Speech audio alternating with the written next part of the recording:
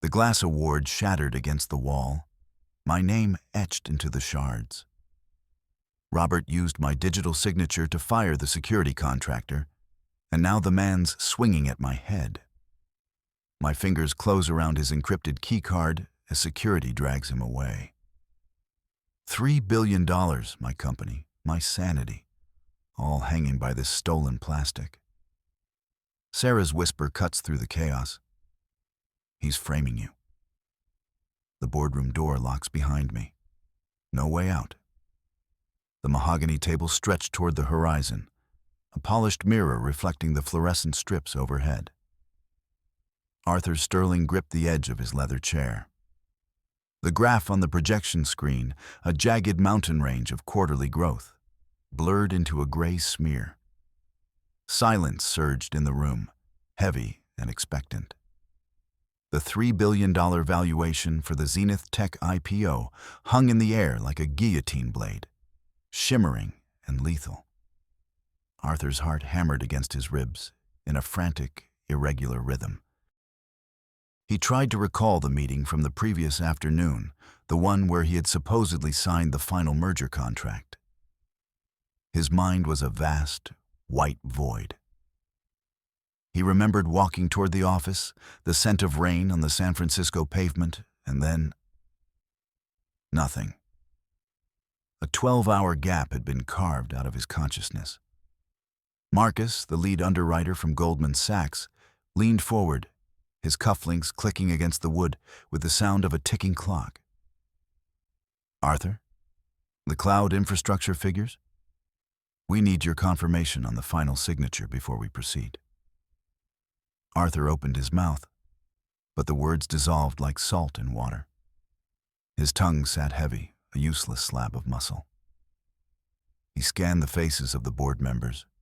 Their expressions shifted from professional patience to a sharp, predatory curiosity. A bead of sweat traced a cold path down his spine, soaking into his silk undershirt. The scent of stale coffee and expensive cologne turned acidic in his throat. "I need a moment," he croaked, the sound like dry leaves skittering across stone. He pushed away from the table, the chair legs screeching against the marble floor, a sound that set his teeth on edge. In the hallway, the air tasted of ozone and industrial lemon. Sarah Miller stepped from the shadows of the alcove, her heels silent on the plush carpet. She didn't ask questions. She simply extended a hand, her palm holding a single cerulean capsule. "Take it," Sarah whispered. Her voice carried the dry rasp of turning pages. "It clears the fog. You're just exhausted, Arthur. The pressure is immense." Arthur stared at the pill. It caught the light, glowing with an artificial, electric intensity. He felt a deep, vibrating unease in his marrow, a primal warning that he should question the source. But the void in his memory was terrifying, a black hole threatening to swallow his legacy. His fingers trembled as he pinched the plastic casing. He swallowed it dry. The capsule scraped against his throat, stubborn and jagged, until it finally slid down. He waited, chest heaving, as a metallic hum began to vibrate behind his teeth. The blurred edges of the hallway snapped into a terrifying, crystalline focus. "Better?" Sarah asked, her head tilting exactly 3 seconds after his did, a perfect, eerie mirror of his posture. "Better," Arthur lied, though the clarity felt brittle, like glass about to shatter. He turned back toward the boardroom, but his feet didn't move toward the mahogany table. Instead, he felt a desperate magnetic pull toward the heart of the building. The missing contract wasn't just a lapse in memory. It was a hole in the ship's hull. He needed to see the digital logs. He needed to touch the cold reality of the data. Arthur moved toward the elevators, his hand instinctively tapping his thigh. 1, 2, 3, 4. The rhythm was his anchor, a way to count the souls he'd lost in the crash years ago. a way to ensure he was still grounded in a world that felt increasingly like a simulation. He reached the heavy, reinforced doors of the server room. The air here was colder, vibrating with the low-frequency thrum of 1,000 cooling fans. It smelled of chilled copper and static. He pressed his thumb to the scanner. The glass glowed red. Access denied. He tried again, pressing harder until the glass bit into his skin. Access denied. A cold sweat broke out across his forehead. He was the architect. He was the god of this machine. He pulled a small silver bypass device from his pocket, a tool he'd built for emergencies, a physical skeleton key for his digital kingdom. He jammed it into the maintenance port. A spark erupted, sharp and bright, and the lock clicked with a heavy, mechanical thud. Inside, the server racks towered like monoliths of black glass. Arthur sprinted to the central terminal, his fingers flying across the keys. He searched for the contract, for the digital signature time-stamped at 4 p.m. yesterday. The screen flickered. The file directory was a graveyard. Where the contract should have been, there was only a string of zeros. Someone had scrubbed the trail. It wasn't just a glitch. It was a systematic erasure of his professional history.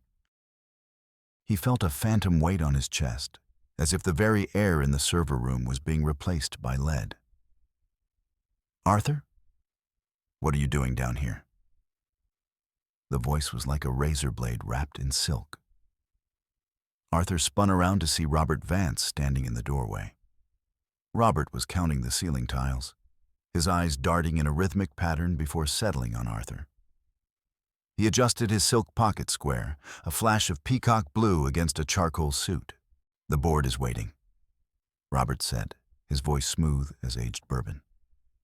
"You look frayed, my friend. Perhaps the stress of the IPO is finally cracking the foundation." "The contract is gone, Robert," Arthur said, his voice trembling. "The logs are wiped. Someone is inside my system." Robert stepped closer, the scent of his expensive sandalwood cologne filling the narrow aisle. "Or perhaps you never signed it. Perhaps you only imagined you did. You've been having these episodes. We're all worried." Arthur's hand went to his thigh. 1, 2, 3, 4. "I didn't imagine the data, Robert. Data doesn't lie." "No," Robert whispered, leaning in so close Arthur could see the lack of warmth in his pupils. "But minds do. Go home, Arthur. Let me handle the board. We want you to be well." Arthur pushed past him, his heart a frantic bird in a cage. He didn't go back to the boardroom. He needed to think. He needed to get to his penthouse, to the private, off-grid terminal he kept for his most sensitive work. The elevator ride to the top floor felt like an eternity. The city of San Francisco blurred outside the glass walls, a vertical maze of steel and damp fog. When the doors slid open to his penthouse, the silence was absolute. He stepped onto the plush rug, but stopped. The air smelled of ozone and something else. Unwashed skin and old adrenaline. "Mr. Sterling." A man stepped out from behind the floor-to-ceiling curtains. It was Elias Thorne, a former security contractor Arthur had supposedly fired 3 weeks ago for a manic outburst. Thorne was a wall of a man, his face a map of scars and bitterness. In his hand, he gripped a heavy glass award, a Visionary of the Year trophy that he'd taken from Arthur's desk. "You ruined me," Thorne growled, his voice a low, gravelly vibration. "You signed the order. You looked me in the eye and told me I was nothing." "I never fired you, Elias," Arthur said, holding up his hands. "I haven't seen you in months." Thorne lunged. Subverted beat 1.3. Arthur dived to the left, the glass award whistling past his ear and shattering against the marble fireplace with a sound like a gunshot. He scrambled to his feet, his mind racing through the logic of the situation. Thorne was a professional, trained in close-quarters combat. A direct physical confrontation was suicide. Arthur's eyes darted to the smart home control panel on the wall. If he could trigger the high-intensity security strobes, he could blind Thorne long enough to reach the panic room. It was the most logical move. Use the environment to neutralize the physical advantage. He lunged for the panel, his fingers hovering over the emergency override. "Stop!" Arthur shouted, his voice commanding and steady. "Elias, look at the screen. I'm opening the personnel files right now. I'll show you the signature." Thorne hesitated, his chest heaving. This was the opening. Arthur didn't trigger the lights. Instead, he used a quick access command to release the pressure lock on the nearby wine cabinet. A heavy, motorized drawer slid out with a mechanical whine, catching Thorne in the midsection and doubling him over. Arthur didn't waste a second. He tackled the larger man, using Thorne's own momentum to drive him toward the floor. They crashed into a glass coffee table, shards of crystal biting into Arthur's palms. He felt a surge of triumph. He was winning. He was faster, smarter. He managed to pin Thorne's arm behind his back, his knee pressed into the small of the man's spine. As they struggled, a small rectangular object slipped from Thorne's tactical vest. It was a silver key card, embossed with the Zenith Tech logo, but it glowed with a unique violet light Arthur had never seen. This was it. This was the physical proof of unauthorized access.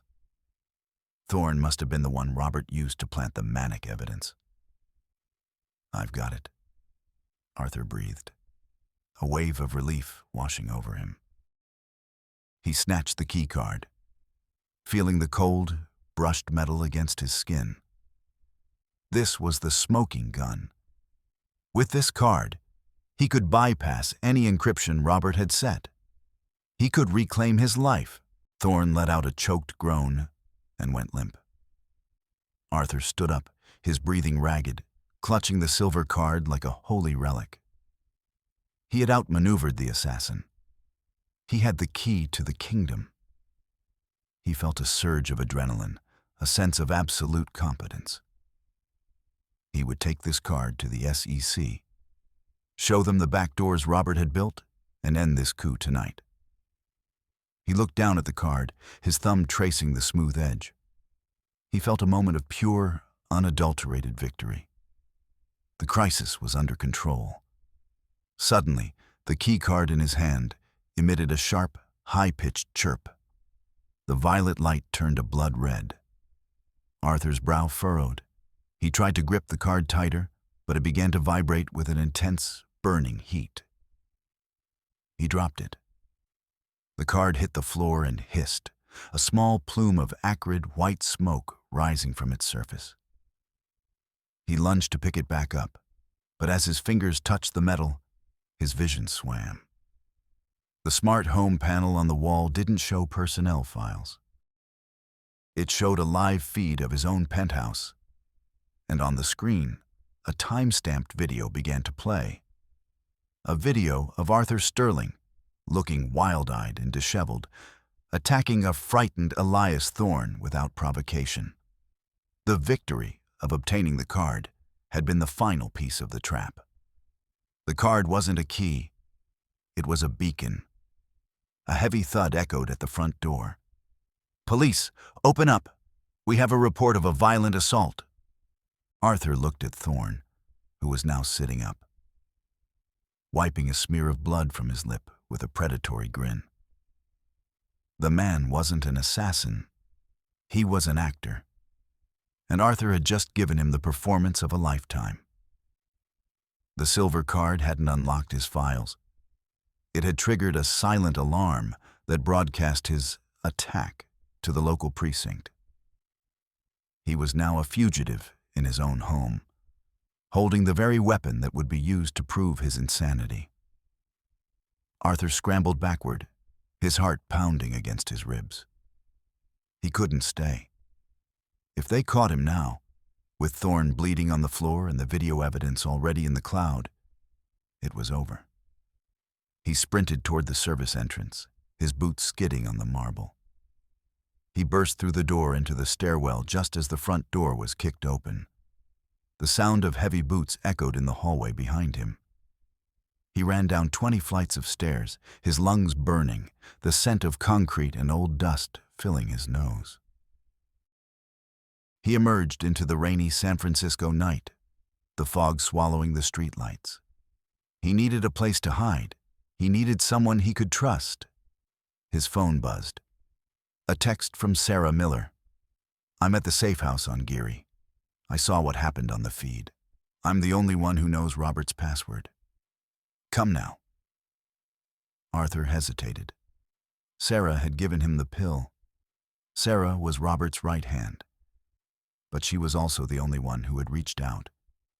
He had no other options. The safe house was a nondescript apartment above a closed bakery. The air inside smelled of yeast and antiseptic. Sarah sat on a moth-eaten sofa, a first aid kit open beside her. She looked devastated. "Arthur, thank God," she whispered, her voice trembling. She reached out and took his hand, her touch cool and steady. "I saw the video. Robert, he's been using your digital signature for weeks. He's the one who fired Thorne. He's the one who's been microdosing your coffee with scopolamine. That's why you can't remember." She began to clean the cuts on his hands with an alcohol wipe. The sting was sharp, a grounding pain. "I have proof," she continued, her voice a low murmur. "I found a hidden directory on his private drive. He's been planning this since the plane crash. He thinks you're weak because you count to 4. He thinks he can break you." Arthur looked at her, his eyes searching hers. "Why are you helping me, Sarah?" She looked down, her bobbed hair shielding her face. "Because I've been logging every lie he told me to tell you. I have 4,000 entries in my apology log, Arthur. I can't do it anymore. I don't want to be a tool for a monster." She handed him a tablet. On the screen was a series of forged documents, all bearing his digital thumbprint. It was undeniable.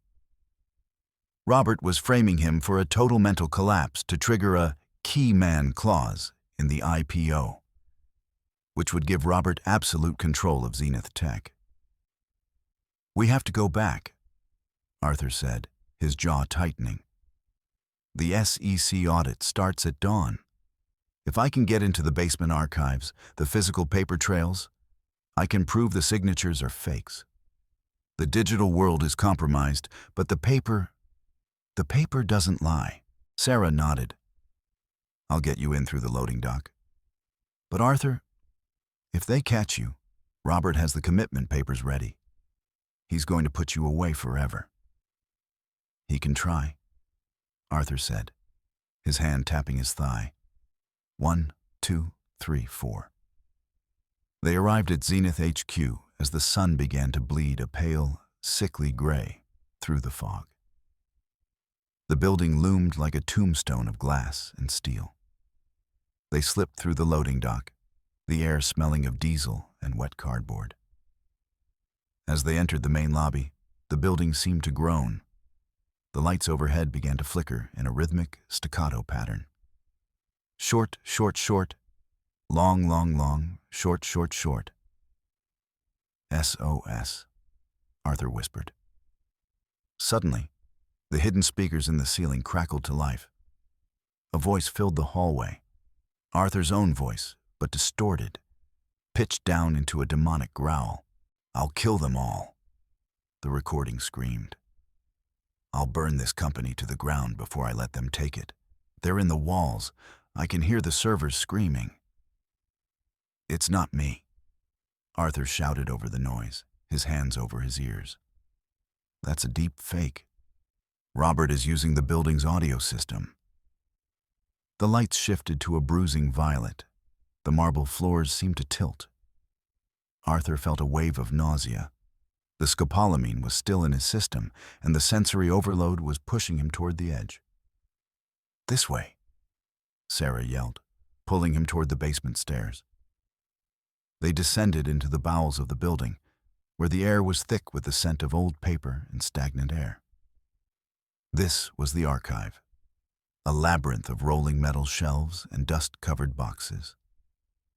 Arthur sprinted toward the high-security section, his eyes searching for the cabinet labeled Executive Contracts, 2024.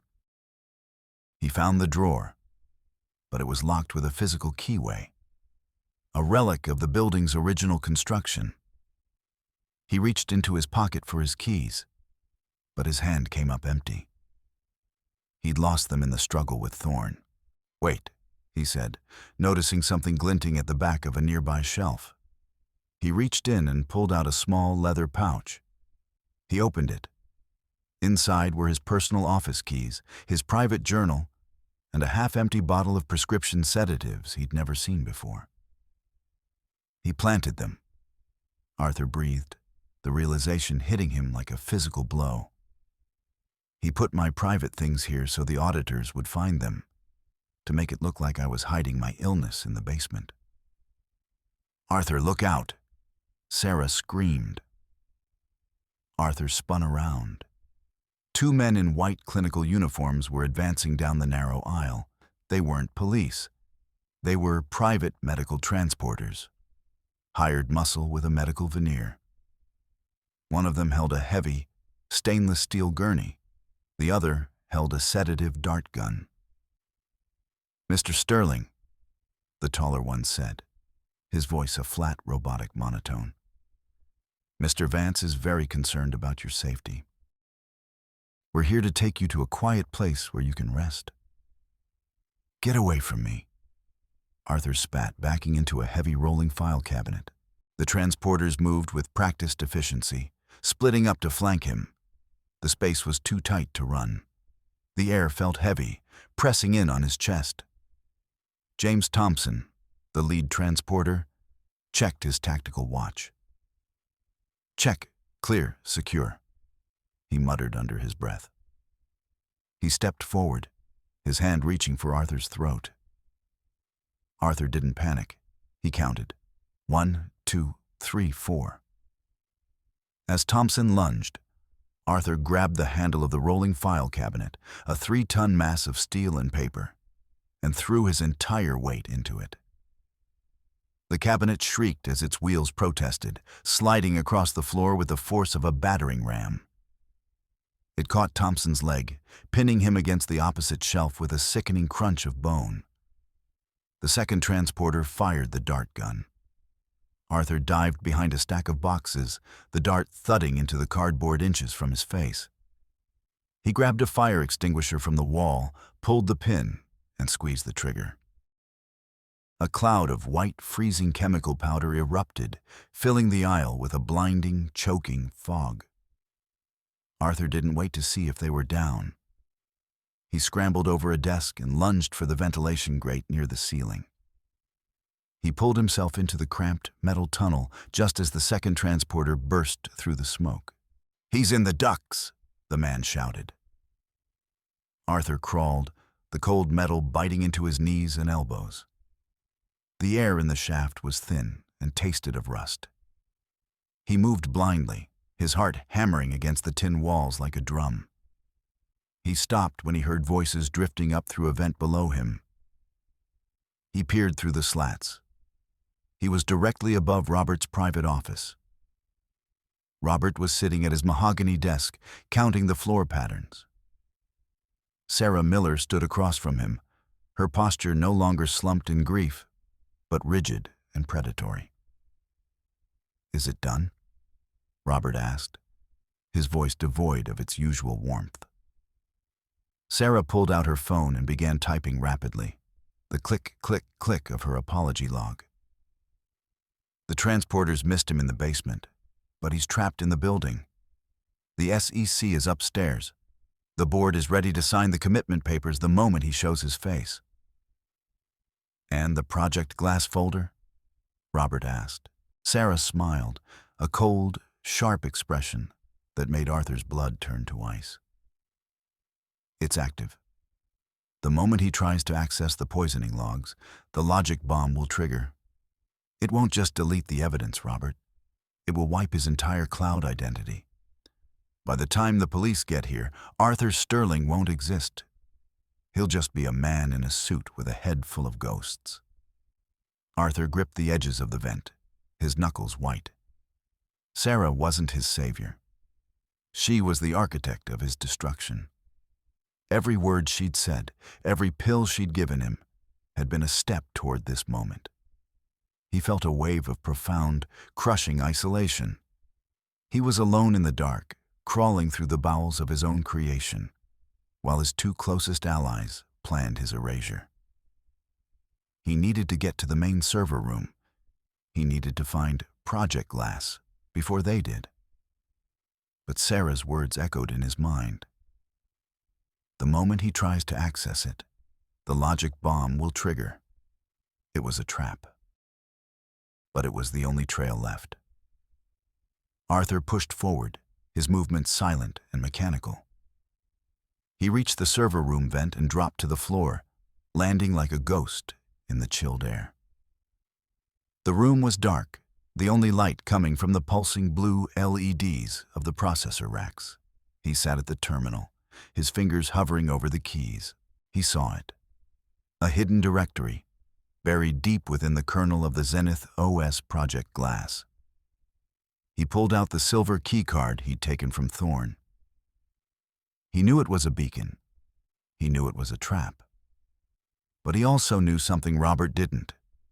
He knew the architecture of the system better than anyone alive. Subverted beat 3.1. Arthur stared at the screen, his mind a whirlwind of variables. He knew that opening Project Glass was exactly what Robert wanted. It was the logical step for a man trying to prove his own poisoning.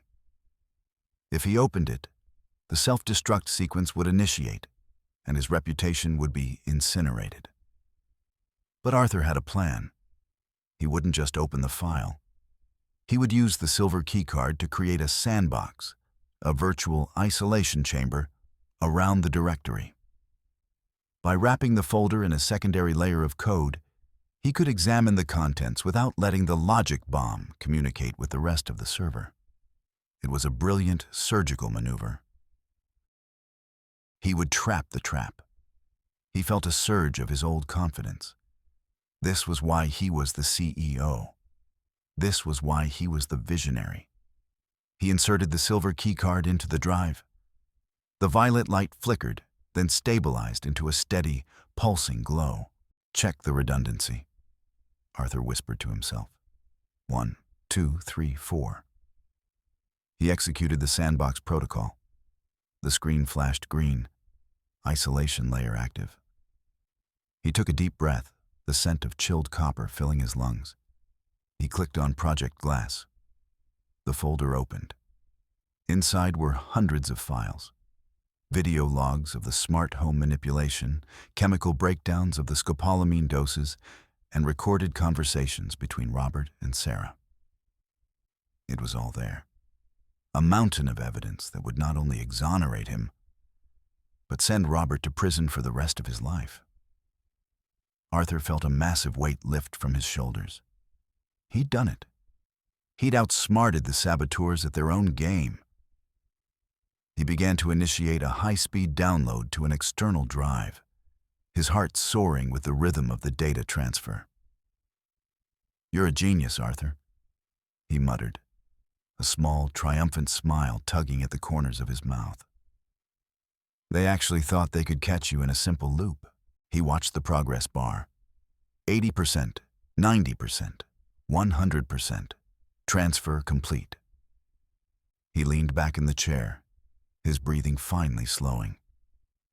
The nightmare was over. He had the proof. He would walk upstairs, present this to the SEC, and watch Robert's world crumble.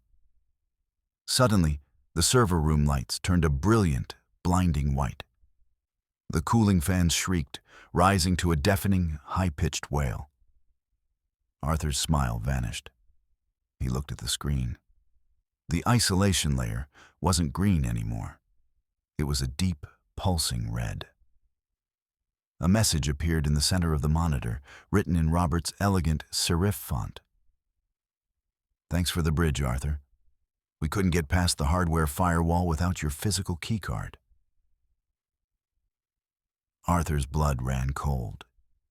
He tried to pull the silver card out of the drive, but the slot had locked. The Project Glass folder hadn't been the trap. The sandbox was the trap. By creating the isolation layer, Arthur hadn't protected the data. He had inadvertently provided the bridge Robert needed to bypass the building's physical security protocols. The silver keycard wasn't a beacon for the police. It was a physical authentication token that required Arthur's own biometric signature to arm the final wipe. The screen began to flicker with images of his own life. His birth certificate, his bank accounts, his patents, his medical records. One by one, they were being overwritten with strings of nonsensical gibberish. "No," Arthur gasped, his fingers flying across the keys, trying to abort the sequence. "Abort! System override! Stop!" Access denied. The terminal emitted a low, vibrating hum that shook the floor beneath his feet. "The sandbox wasn't for the file," a voice said from the doorway. Arthur turned. Robert Vance was standing there, holding a glass of vintage scotch. Sarah Miller stood behind him, her face a mask of cold indifference. "The sandbox was for you, Arthur," Robert said, taking a slow sip of the amber liquid. "We needed you to feel safe enough to use your master key. We couldn't trigger the total identity purge without your physical presence at this specific terminal. You didn't save the evidence. You just signed your own death warrant." Arthur looked back at the screen. The directory didn't just show Project Glass. It showed his entire life's work, 10 years of code, the foundation of Zenith Tech, dissolving into a digital wasteland. System purge. 100% complete.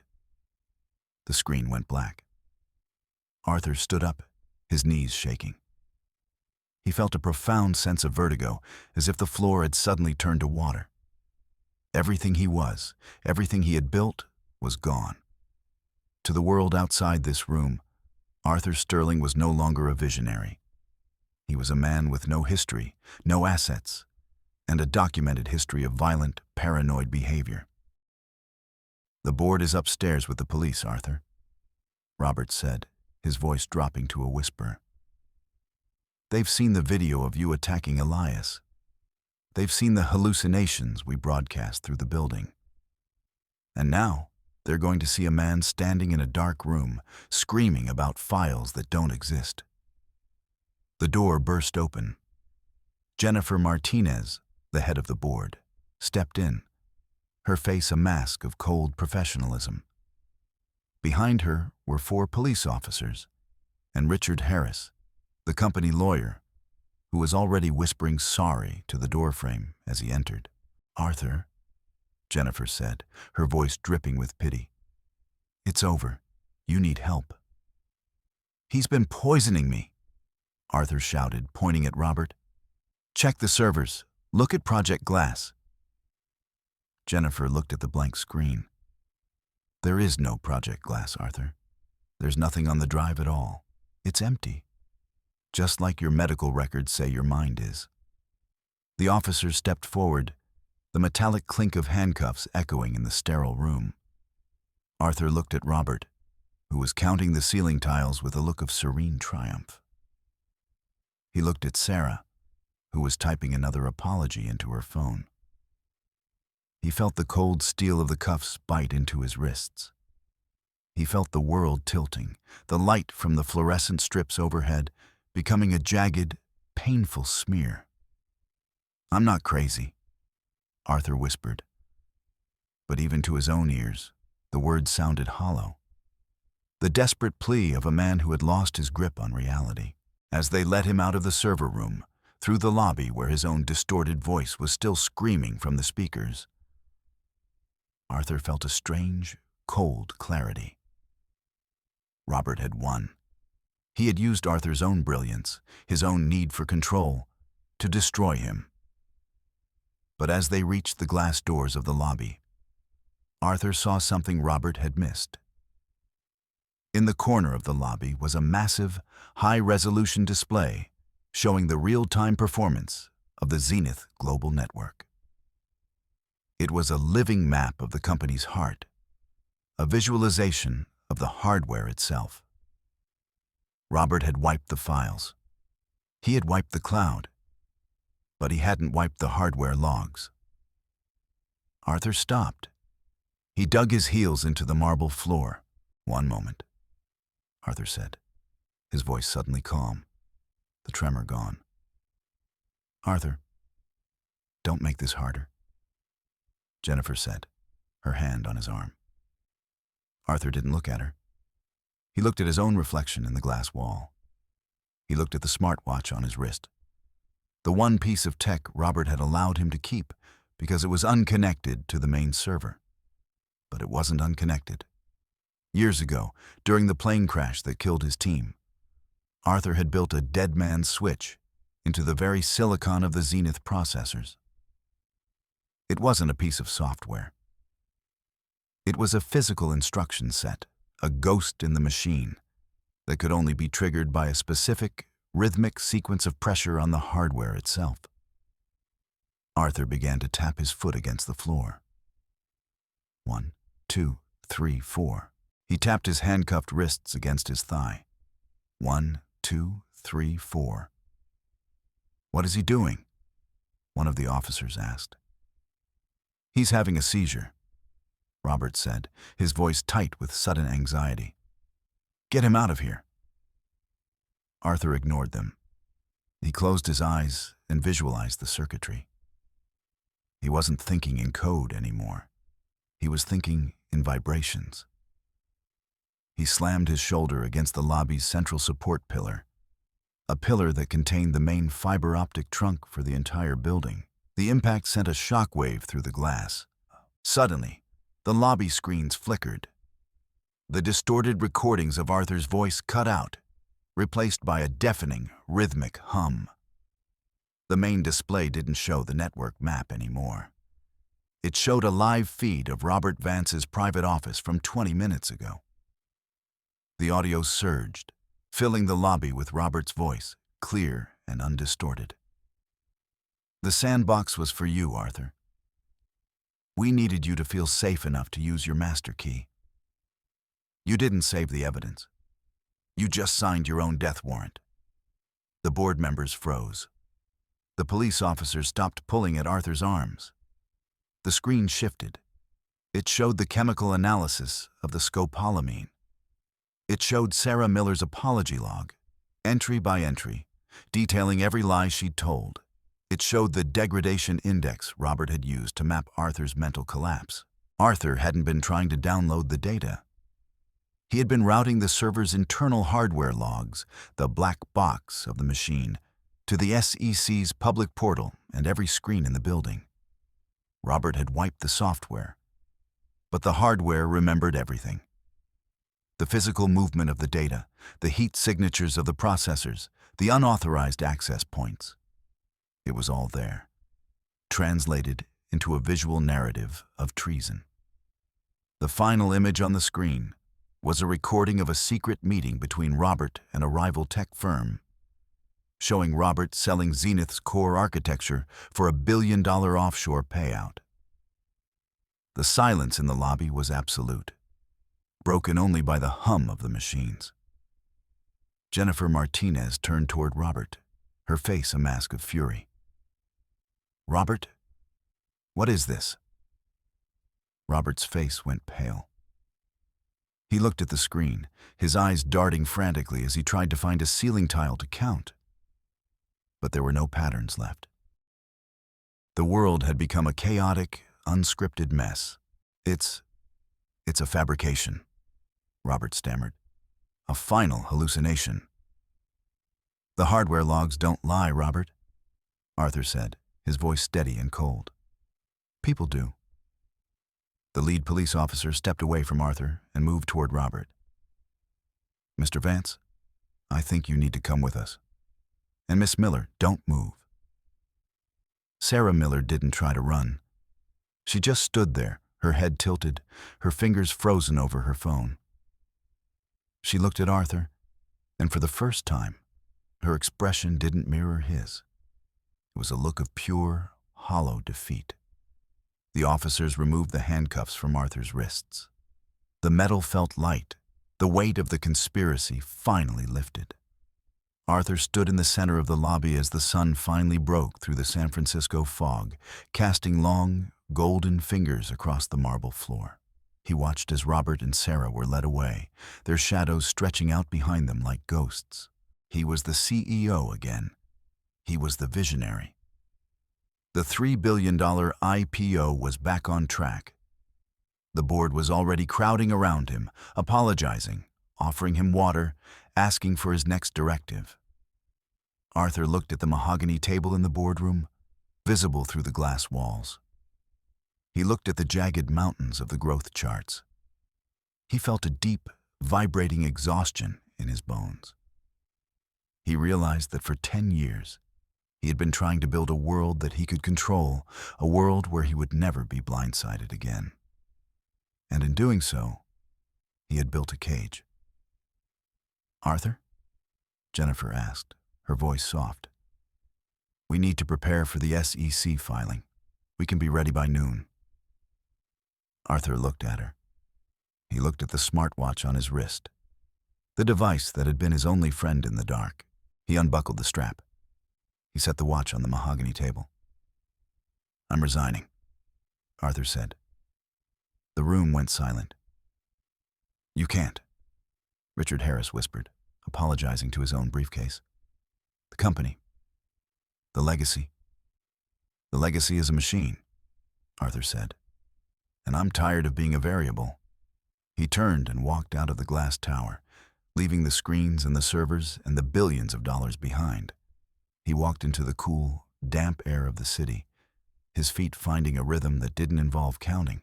2 weeks later, Arthur Sterling stood on the porch of a small ranch in Montana. The horizon was vast and empty, the sky a deep, bruised purple as the sun dipped behind the mountains. The air smelled of dry dust and parched earth, a sharp, metallic scent that felt real in a way the server room never had. There were no screens here, no flickering lights, no distorted voices. He sat in a wooden rocking chair, the rhythmic creak-creak of the wood the only sound in the twilight. He looked at his hands, the scars from the glass table finally fading into thin, white lines. He didn't count the stars. He didn't map the terrain. He just sat there, breathing the cold air, feeling the weight of the silence. For the first time in his life, Arthur Sterling wasn't the architect of his own reality. He was just a man, standing on the earth, watching the world turn without his permission. And as the last of the light faded, he realized that he wasn't afraid of the dark anymore. He closed his eyes and let the silence swallow him whole. It was the most beautiful thing he had ever heard. The end.